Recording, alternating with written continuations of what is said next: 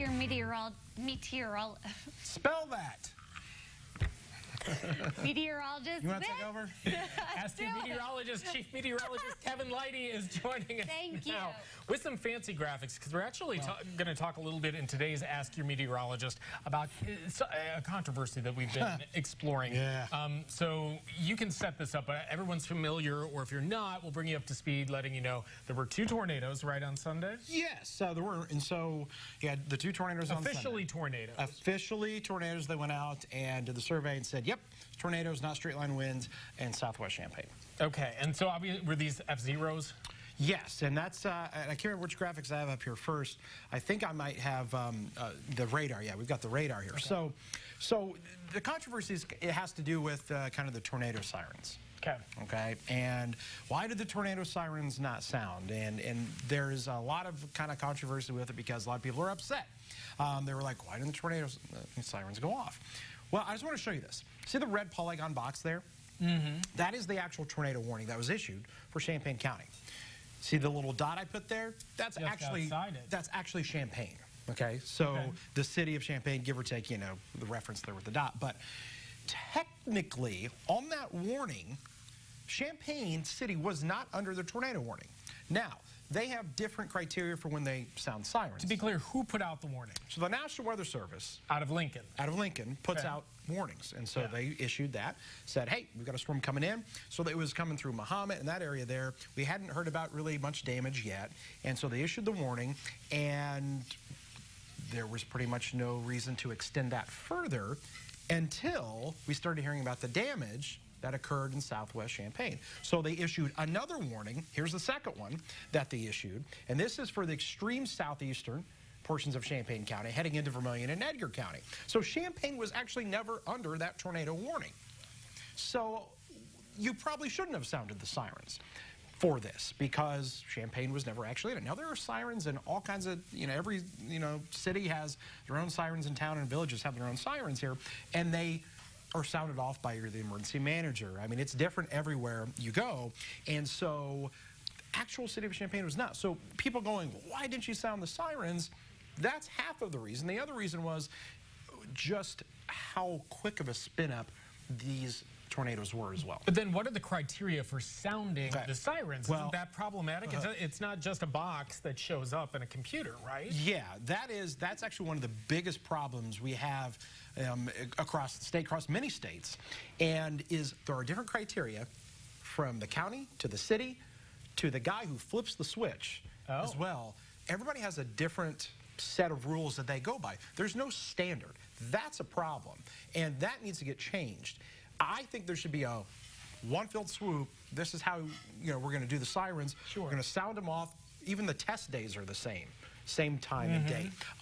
And I actually did this in Missouri. We actually finally got people on board in 3 of the biggest cities in our area. It was in Springfield, Missouri, Joplin, Missouri, and in Branson, Missouri. And they agreed. The emergency managers agreed. We're going to do it the same way everywhere across the board, and then other counties jumped in. So it's interesting you bring that up. You worked down there. I was in the next market to the south, so I worked in Fort Smith and Fayetteville for a while, and in that area too, this is right on the cusp of Tornado Alley, and so in Arkansas, to sound a tornado siren, they had to actually see the rotation in the sky, but that's not the same everywhere either. It's not the same everywhere. Now, here in Champaign, what they came out with yesterday saying is they wait until Storm Spotter has confirmed it, that radar has confirmed it. They need more of the confirmation than just the warning coming out, I guess. And for example, so the warning here didn't actually include Champaign, so you probably sounded the siren. You should have sounded the sirens in Mahomet, most likely, because they had the warning. But technically, the city of Champaign was never under it. But let's look at these tornadoes that were confirmed.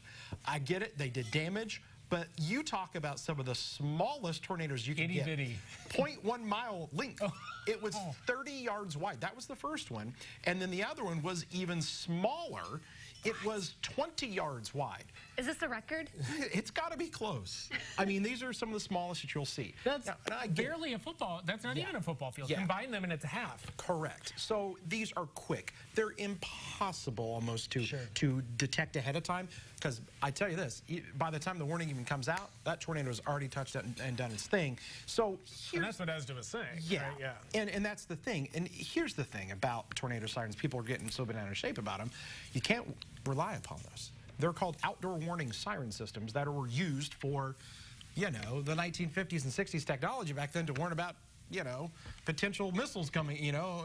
Is that what they were originally? Oh, yeah. Okay. They were old Cold War kind of things. Yeah. And so that's what those are used for, so you can't rely upon those. You've got to have other ways of getting alerted by this. And so one way is our weather app here. And I thought I was going to be able to pull it up, but I can't. But our weather app actually alerts you. Know our weather radio. And the biggest thing that I try to stress to people all the time is you have to take personal responsibility for yourselves and not just rely upon whether it's, you know, the government warning you. You have to be aware of your surroundings and pay attention to the weather, pay attention to things, and have a way of being alerted by these things, and not these outdoor warning sirens that are meant for when you're outdoors, not when you're inside. A lot of people can't hear sirens when they're inside. Interesting point. So it's a big controversy and topic there, but, you know, it's something to think about. Have a plan and know what to do. And with such a small tornado, you can understand why the officials made the decision they did. But I'm sure that doesn't put people at ease, saying that, well, this was the rule, but at the same time, they're like, well. Trust me, if there was a huge tornado that they see coming across the fields of Champaign County, they're going to sound those sirens. But this was just, and there were no reports ahead of time of damage, so I can understand why they were kind of cautious on it. Because you don't want siren fatigue either. You don't want to warn it too much. So yeah, there's another siren I'm not going to do anything about. Exactly. Excellent. I didn't even know there was siren fatigue. Oh yeah, Joplin, Missouri. The reason a lot of people, 161 people got killed in Joplin, Missouri is because they sounded the sirens too much for warnings ahead of time. So there you go. Passionate about this topic if you can't tell. Yeah, so stay tuned. Kevin streams when the weather gets bad, and so be sure to follow him on Facebook. Send him an email if you have questions, or you can send him a tweet too. I'm sure he'd be more than glad to continue the conversation. I will. Sorry for taking too much of your time. It's all good. Thanks, Kevin. Ask Your Meteorologist every Wednesday. Good to have him.